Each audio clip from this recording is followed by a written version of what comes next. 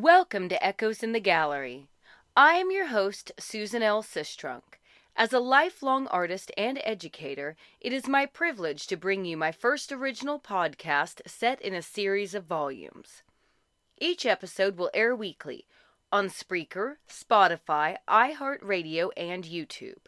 Tonight, in episode 15, The Collaboration, Gwen and Eric form an unlikely alliance with Ivanov to match wits with Rachel and Jonathan. Let us step into the gallery and begin. Episode 15, The Collaboration. Jonathan winced as Rachel pressed gauze onto his neck wound. We are completely screwed. By now, Jordan has told Gwen about the Kandinsky and what I have done. Let's focus on dropping the painting with my buyer, Rachel said with authority. Who is your buyer? Jonathan asked, realizing this was something he should have inquired about at an earlier date.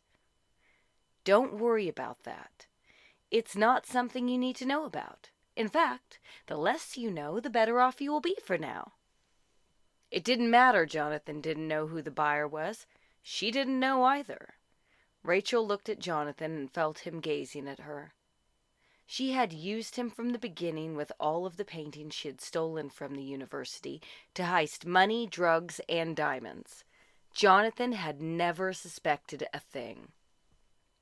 He really didn't understand, now did he?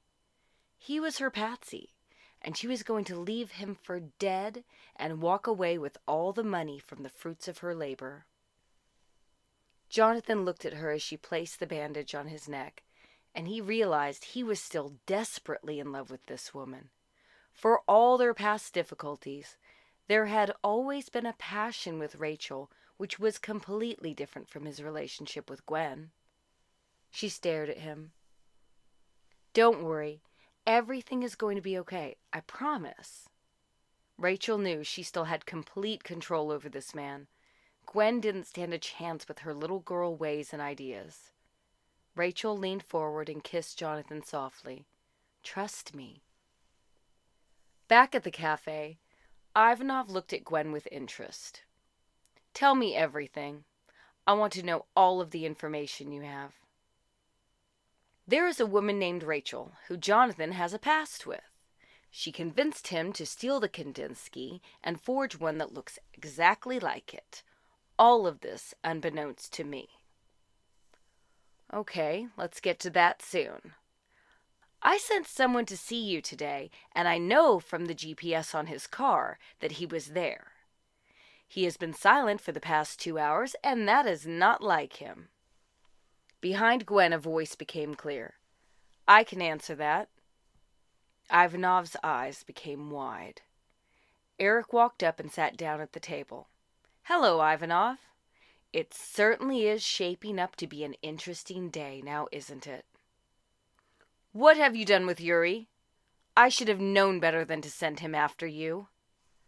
Yuri is on ice, so to speak. Eric tried not to smile. What happened? Ivanov was furious with himself for not anticipating this turn of events. Gwen interjected. We waterboarded him with paint thinner. It's a long story. The point is, Mr. Ivanov, I now believe we have the ability to help one another. You need your painting back, and we need to dispose of Yuri. And now you have the other painting as promised. Pay me what you owe me, help us get rid of the body, and I will turn Jonathan and Rachel over to you to do with what you will. This man was your lover, and you're going to give him up so easily? Ivanov looked at Eric and back at Gwen. There was something happening between these two that he just did not like. He betrayed us both. I no longer care what happens to him, Gwen said. The three began to formulate a plan to first get rid of Yuri. Ivanov was insistent that this would happen first. After you've taken care of Yuri, come to my office. We have to get some planning done. Taturia waited in her car across the street from the bistro. What on earth was going on? Gwen wasn't answering her phone, and Ivanov had walked in alone with his man Eric, arriving 20 minutes later. Ivanov was never without protection. Typically, they arrived together. After about 30 more minutes, Gwen and Eric walked out together and got into his car. Tuturia called Sergei and explained the situation. "We must have missed something. This day is going to hell in a hurry. Any sign of Jonathan?" "Nope, and I don't guess there will be. Good news, though." Finally, Tuturia thought to herself. She could use some good news. "I've gained access to 2 of his accounts and can begin the extraction process." "That is fabulous news. You work on that, and I'm going to follow the 2 of them. I need to know what's going on. And we need to figure out how to get that Kandinsky. That's the main thing we came for. We should have taken it first." Jordan picked up the phone and heard Gwen's voice. "Oh my God, are you okay? I cannot believe everything that has happened today." "It has been a lot, but listen to me carefully. I need your help. Meet me at the San Francisco Marina Yacht Harbor at 10 p.m. "Miss Gwen, what is going on?" "A lot more happened today after the mess with Jonathan. It's important that we work together. Just make sure you meet me there at exactly 10 p.m. After she hung up, Jordan groaned inwardly. What was going on now? He knew all of this would end up with him getting into some sort of trouble or even dead. Eric turned to Gwen. Will he do it? They needed a 3rd person for this, and it needed to be someone who could keep their mouth shut. "He will be fine. Jordan will do anything for me. I don't like to abuse that fact, but it will be useful for this." "Okay, well, it's dark and we don't have a lot of time. Let's get him out of the freezer. Then pull my car around the alleyway, and we will have to work quickly to get the body out the side gate to the car." 20 minutes later, Yuri was tucked in the trunk, wrapped in a blanket. It was just about time to go. Gwen handed Eric the keys and said, "Do not speed." When they pulled up to the dock, Ivanov had a man waiting with keys. The man walked away quickly without asking questions. With Jordan's nervous help, the 3 loaded Yuri's body onto Ivanov's yacht that must be worth at least $1 million.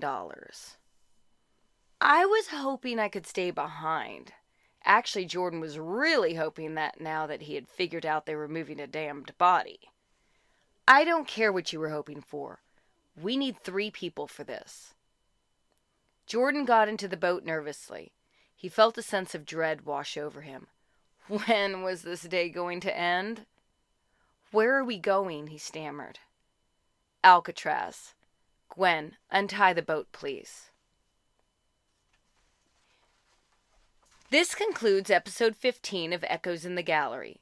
Join me, your host, Susan L. Sistrunk, next week for episode 16, Alcatraz Island.